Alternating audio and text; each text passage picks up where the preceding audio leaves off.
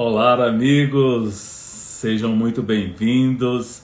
Aqui eu te ensino a fazer sobrar até 15% do que você ganha para você realizar todos os sonhos da sua vida e ter o poder de escolha. Sejam muito bem-vindos, é uma alegria compartilhar com você este conhecimento. Hoje é a nossa 11ª aula da jornada Por que Falar de Dinheiro? Uma jornada que a gente está incitando em compartilhar com muitas pessoas acerca do dinheiro, acerca de abraçar este tema que tem sido um grande desafio, principalmente de nós brasileiros, que em sua grande maioria, 69%, vivem com muita dificuldade neste tema. Então nós temos a alegria de encarar esta jornada compartilhando com todos vocês.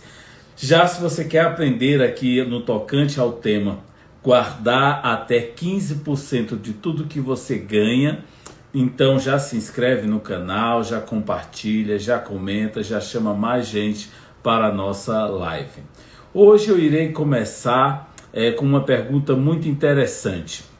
Quando eu irei saber que terei o suficiente, mesmo que a gente já sabe que mesmo pessoas ricas cometem algumas loucuras. Então, como saber que a dose que uma dose já é suficiente, uma dose de dinheiro, uma quantidade certa? Quando a gente vai saber? E isso é uma pergunta que muitos fazem, não é uma coisa incomum. Quando a gente vai saber que é o suficiente? Olha, esta pergunta é tão apropriada que pessoas que têm fortunas de milhões de dólares têm esta questão, esta dúvida. Vamos lá. Na aula de hoje eu vou te ajudar a entender, em especial, a evitar as armadilhas da ganância. E não importa se você tem bilhões na conta ou se você está endividado. Qualquer pessoa está sujeita a esta armadilha, a estas armadilhas do ego, da ambição, do desequilíbrio de toda ordem. Então, a ideia aqui é, em especial, fazer você evitar cair nessas armadilhas. Vamos lá. Quando que você já parou para pensar que a ambição ela é algo que adoece e cega as pessoas? Mas é muito comum a gente ouvir falar assim: fulano tá cego de ambição, fulano tá doente, é ambicioso demais, fulano não enxerga nada além dessa sua ambição. É claro que a ambição por si só, e muitas pessoas confundem isso, ela não é ruim. É a ambição que nos faz trabalhar, é a ambição que nos faz correr atrás, a ambição que nos faz suportar o peso do dia, do cansaço. Eu digo sempre, é a ambição que nos proporciona suportar o peso do presente em prol do futuro. É a ambição que, por exemplo, faz um aluno suportar o peso de 4 anos de estudos forçados em prol de um resultado melhor ao futuro da conclusão do curso. É a ambição que faz um profissional suportar 30 dias de trabalho em prol do seu salário no futuro. Então a ambição por si só, ela não é ruim. E quando é que ela passa a ser nociva? Quando é que ela passa a ser ruim para a pessoa? E aqui que está o grande segredo. Quando se perde a medida do suficiente. E isso é interessante a gente saber, porque hoje eu vou te contar 3 histórias. Apenas 3 histórias para que você tenha ideia do que é o suficiente. Vou contar a primeira história, que fala o seguinte, e depois das 3 histórias, é interessante que você fique até o final, que a gente vai fazer o fechamento dessa live com 4 pilares, 4 princípios, em decorrência dessas 3 histórias, são reais, para que a gente possa evitar cair nessas armadilhas. Então a primeira história, para a gente ser bem breve. Conta-se que um bilionário, o John Bogle, que era o fundador de um fundo muito em destaque na Bolsa de Nova York, lá ele foi falecido em 2019, ele contou uma história que dois escritores, numa festa de um bilionário em comum, o primeiro escritor chega para o seu colega, o Haley, e diz assim: olha, você sabia que esse bilionário que está dando a festa, o anfitrião, ele ganhou em um só dia o que você ganhou a vida inteira com seus livros e best-sellers e tudo mais? O segundo escritor disse assim: interessante, certo, mas ele nunca vai ter o que eu tenho, que é o suficiente. Olha que interessante, saber o que é o suficiente é fundamental. O Housen, que nos relata essa história na psicologia financeira, ele ficou surpreso com a simplicidade e com a potência do conceito. Saber o que é o suficiente. Qual que é o limite do suficiente? Uma parte da sociedade moderna não sabe o que é o suficiente. Nós vivemos uma coisa tão translocada na atualidade, uma posse tão desvairada, um desequilíbrio tão desvairado do ter, do possuir. O possuir por si só por possuir. Eu contava agora à tarde da história de um dos empresários que a gente mais admira, que foi um dos curadores aqui do Hospital da Beneficência Portuguesa, aqui na 23 de maio, em São Paulo. E a gente contava a história que ele foi um dos grandes fundadores, que eu tive a honra de conhecer o seu filho, Dr. Hermínio Moraes. Dr. Hermínio Moraes, eu conheci o filho, né? E ele ficou conhecido pelos filhos como The Volvo. Ele dirigiu um Volvo caindo aos pedaços, velho. Os filhos, consternados, papai, deram um Volvo novo para ele. Ele dirigiu algum tempo, não se acostumou com a modernidade do carro e devolveu o carro para os filhos e voltou para o seu velho. E ficou conhecido pela família como The Volvo. Volvo é um dos carros mais seguros do mundo. E Dr. Antônio Emílio Moraes, para quem não conhece, fundou a Votorantim, o Banco Votorantim, a primeira companhia de cimento do Brasil, a companhia de aço. Nossa, um empresário de destaque que impulsionou esse país. E foi curador da Beneficência Portuguesa, um hospital aqui de referência em São Paulo. E é interessante, o Dr. Antônio Emílio Moraes, ele tinha presciência e tinha essa ideia do necessário. E a sociedade atual, a gente vive essa fronteira muito limite. Então, quando a gente perde a ideia desse, porque para o material, a posse do necessário, entramos numa discussão filosófica, numa discussão muito grande e muito individual, porque muita gente pode dizer assim: o necessário para mim é viajar para Maldivas 6 vezes ao ano. É muito individual para cada um. E para a vida moral, por exemplo, a consciência tranquila, e aí vai de cada um naturalmente. A segunda história que eu queria compartilhar são de 2 investidores de Nova York, da Bolsa de Nova York, 2 casos reais acontecidos. Ivan, a gente vai fazer o fechamento dessas histórias e você vai entender o que elas têm a ver em guardar até 15% do que a gente ganha e com nós simples mortais. A primeira história é do Rajat Gupta, um indiano, nasceu em Calcutá, ficou órfão na primeira juventude, logo saído da infância, e ele não nasceu em berço de ouro, foi para os Estados Unidos, mas teve uma trajetória meteórica. Aos 45 anos, ele era já CEO de uma das maiores, a maior consultoria do mundo, que é a McKinsey, uma das maiores referências em consultoria, que é a McKinsey. E é interessante esse CEO, que o cara, em 2007 ele se aposentou, mas ele ficou sócio do Bill Gates, um dos homens mais ricos do mundo, fez filantropias com ele pelo mundo inteiro. Ele ficou Foi presidente de 5 conceitos de grandes empresas, entre elas o banco Goldman Sachs, que era um banco muito conhecido.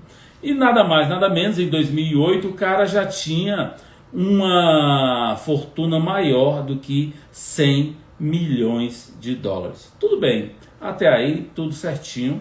O cara já possuía, se bem aplicado, uma taxa de retorno de 5%, ele ganharia mais ou menos 600 dólares por hora e podia fazer o que quiser da sua vida.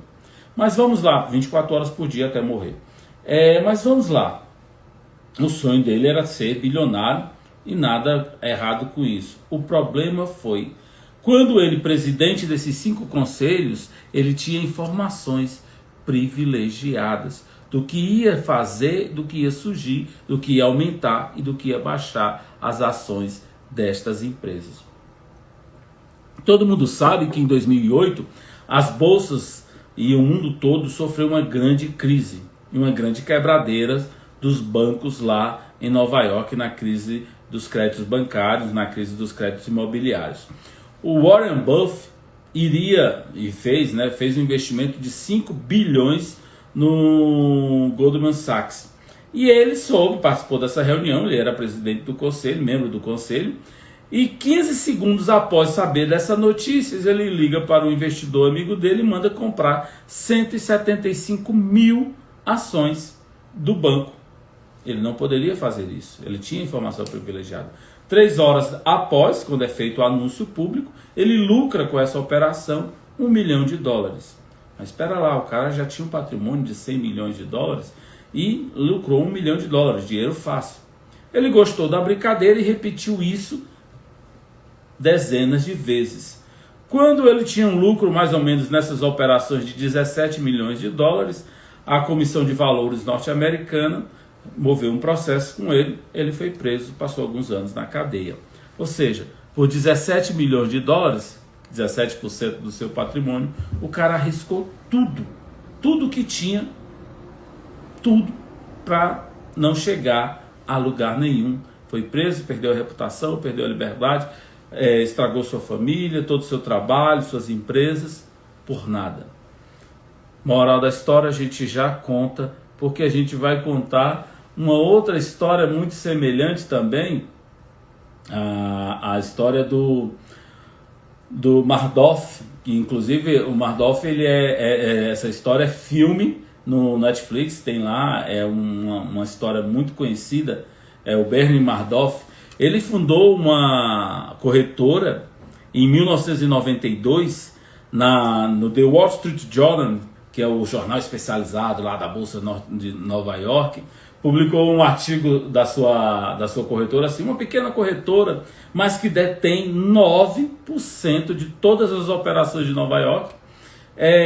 Faz as operações muito rápidas, contrata até corretoras menores. Frigir dos ovos, o cara estava faturando milhões, fez isso naquela época legalmente, ele ganhava por ano de 25 a 50 milhões de dólares legalmente. Mas ele fez um esquema chamado Ponzi e fez isso durante 20 anos na Bolsa de Nova York, até ser descoberto, ser preso. E é o maior esquema da Bolsa de Nova York. Foi descoberto isso semanas após do escândalo anterior e o cara foi preso. 2 pessoas com patrimônios acima de 100 milhões de dólares, muito ricas, e botaram tudo a perder. Qual que é a conclusão dessas 2 questões? Por que indivíduos com fortunas imensas põem tudo a perder desse jeito? Falta da noção do suficiente. A resposta é simples. Falta da noção do suficiente. Agora, o que acontece? Vocês acham que o Warren Buffett comenta isso, diz que é pura estupidez. O Warren Buffett é um dos maiores investidores do mercado de bolsas no mundo todo. Ele diz assim: nada justifica arriscar algo que você já tem, do qual precisa, por algo que você não tem, do qual você não precisa. E esta é que é a grande questão, gente. E a gente vai falar aqui agora para vocês, esta que é a grande questão. Prestem atenção nessa questão que vocês vão entender o porquê. A bem da verdade, poucos de nós iremos chegar aos 100 milhões de dólares ou fortuna maior do que essas, semelhante à do Gupta e à do Madoff. Poucos de nós chegaremos a esse valor. Mas a grande maioria de nós, e aqui é que está o pulo do gato, temos os nossos salários, as nossas rendas, o nosso dinheiro, que é o suficiente, ou será, para cobrir o que precisamos e o que desejamos. E qual que é a grande questão? A grande questão é entendermos qual que é a importância de não arriscarmos e sabermos o que é o suficiente ou não. E aí, para isso, a gente vai compartilhar com você agora os 4 princípios em decorrente dessas 3 histórias que a gente falou agora. Primeiro princípio: ao lidar com o dinheiro, as coisas mais difíceis de entender é parar de reajustar a meta para cima. Porque quando a gente tem uma meta, a gente sempre vai sempre ajustando, como o nosso primeiro personagem, que queria ser bilionário, já estava acima de 100 milhões. Mas além de parar de reajustar, é como você se reajusta e a ética que você aplica para alcançar tal valor. A ética que você aplica para alcançar tal valor é que é a grande questão nesse ponto todo. Então, nem só ter cautela, mas saber também a ética para se aplicar. Deixa eu só para conferir se o som tá ok desses microfones. Às vezes as bateriazinhas aí dão uma riadinha, mas vamos lá. Por que isso, gente? Isso é fundamental, porque no jogo mais perigoso do dinheiro, quanto mais dinheiro, mais poder, mais prestígio e mais dinheiro. E se você não perceber muito bem isso, você vai querer entrar nesse ciclo vicioso toda hora e não saber qual que é a medida do suficiente. A ambição faz crescer numa velocidade do que a satisfação. Quando você não percebe que a sua satisfação não está crescendo na mesma velocidade que a sua ambição, os pontos não se encontram. E aí você entra em desalinho e leva tudo a perder. E é fundamental entender este ponto. Então, o primeiro princípio para não cair na armadilha da ganância é entender a sua satisfação. É saciar, é ter um ponto de saciedade. É saber o ponto do suficiente nesse momento. O segundo pilar é a comparação social. Olha, o que as pessoas se comparam hoje em dia não está no gibi. É a história do sujeito que tem um carro, quer ter o melhor, depois quer ter o melhor, e depois o melhor, e o melhor porque fulano tem. Aqui no nosso estudo, a gente pegou um estudo de caso de jogadores, por exemplo, que está em volta. Imagine um jogador que ganha $500 milhão. Mas acontece que no seu mesmo time existe um jogador de ponta, um Neymar, por exemplo, que ganha, um jogador iniciante ganha $500 milhão por ano, e o Neymar, que já é um jogador consagrado, ganha $430 milhões por ano. O cara que ganha $500 milhão por ano, o iniciante, é rico. Ele não pode se considerar pobre. Ele é rico. Mas em comparação ao Neymar, numa comparação social, ele é pobre. O Neymar, o cara que ganha $430 milhões por ano, ele é pobre. Não dá para comparar. É inadmissível. Agora vocês imaginam, por exemplo, isso em 2018, que é um dado mais recente, o Jeff Bezos tinha ganho naquele ano, o seu patrimônio cresceu 24 bilhões de dólares. Enquanto, coitado, Warren Buffett, o maior investidor de todos os tempos, ganhou apenas 3,5 bilhão de dólares. Coitado. Então, imagina, enquanto o Bezos ganhou 24 bilhões, o coitado do Warren Buffett só ganhou 3,5 bilhão. Se comparar, não vai chegar nem perto. Se comparar o Bezos com um jogador rico, lá o de 430 milhões, coitado, esse não chega nem aos pés. É o equivale dizer, por exemplo, que por hora o Bezos ganha muito mais do que o cara ganha num ano inteiro. Só para a gente ter a noção. Qual que é o ponto aqui, gente, nesse segundo pilar? É que é uma batalha sem fim. Não dá para ter uma comparação. A teoria não dá para comparar nunca. Ninguém jamais será capaz de alcançar. É uma batalha que não vale a pena ser vencida. Então não compare o seu primeiro passo com quem já está no final do jogo. Não adianta. Faça o seu jogo, comece poupando o seu 1%. É isso aqui, o central da ideia. Se você prestar atenção nessa live, só esse ponto, tá ótimo. Eu falei um monte de coisa aqui, mas presta atenção aqui só nesse ponto. Augusto, 15% é inviável para mim. Ok, tudo bem. Eu falo até 15%. Mas se você guarda 1%, fechou. O seu jogo está ganho. Se é 1% que você ganha. Mas, Augusto, 1% é muito pouco. Quem disse? Pouco para quem? Os meio milhão de dólares é pouco para o primeiro jogador iniciante? Pouco para quem? Os 20 bilhões de dólares do Bezos é pouco? Pouco para quem? Os 3,5 bilhões do Warren Buffett é pouco? Pouco para quem? Então esquece, gente. Cada um está no seu jogo. 1%, R$1, R$10, R$20, 50, guarda num Pix, numa conta separada. É esse o jogo, é o seu jogo, é quanto você pode gastar. Agora tem que começar. Mesmo com dívida, mesmo com conta, mesmo com... Quem nunca postergou uma conta de luz para o mês seguinte? Quem nunca?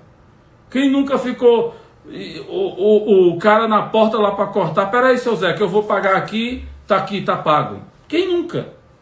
Quem nunca? Então é o seu jogo. Ninguém joga o seu jogo. Você não pode se comparar com ninguém. Não existe comparação. Eu sempre costumava dizer, quando eu disse, fulano é rico. Meu amigo, de 1 milhão para cima todo mundo é rico. Então, de um primeiro milhão para cima, todo mundo. A diferença é quem anda de jatinho, Phantom ou qual é a outra marca do jatinho. Então, de 1 milhão para cima, para mim, todo mundo é rico. Então, vamos lá. Terceiro pilar. Espero ter feito entender. O suficiente não é pouco. O terceiro princípio, o suficiente não é pouco. O suficiente para mim não é pouco. Se o Gupta tivesse entendido que 100 milhões era o suficiente, 100 milhões, gente, metade, 99% da população da Terra não vai chegar nos 100 milhões. Não vai chegar. Se 20% da população da Terra alcança a dita liberdade financeira, 100 milhões é mais do que o suficiente. Outra coisa, o oposto de entender, parece assim que a gente está dizendo assim, estamos desperdiçando a oportunidade. Não, é o oposto. É entender que ter apetite tem uma questão da saciabilidade. Como é que eu vou saber isso? Veja uma alimentação. Por melhor que seja a comida, eu só como até um limite, porque se eu passar, eu vou provocar. O dinheiro é a mesma coisa. Tem que ter um apetite, um limite. O provocar é a falência. O parar são as consequências, como aconteceram nos casos que a gente relatou aqui. Ou, por exemplo, um burnout, que é o cansaço do trabalho que a gente está cansado de ouvir. Passando aí para adiantar, o quarto pilar são as coisas que não vale a pena arriscar. Tem coisas que não vale a pena arriscar. A sua vida, a da sua família, a sua liberdade, os seus amigos, a sua felicidade, a sua paz, você dormir em paz, seu travesseiro tranquilo. Tem coisas que não vale a pena arriscar. Então, quando a gente aprende o que é o suficiente, é fundamental para aprender a viver. Bem, resumidamente, essa era a live, só para você entender o que você aprendeu hoje, o limite da ambição, o limite quando a ambição até um certo ponto é saudável.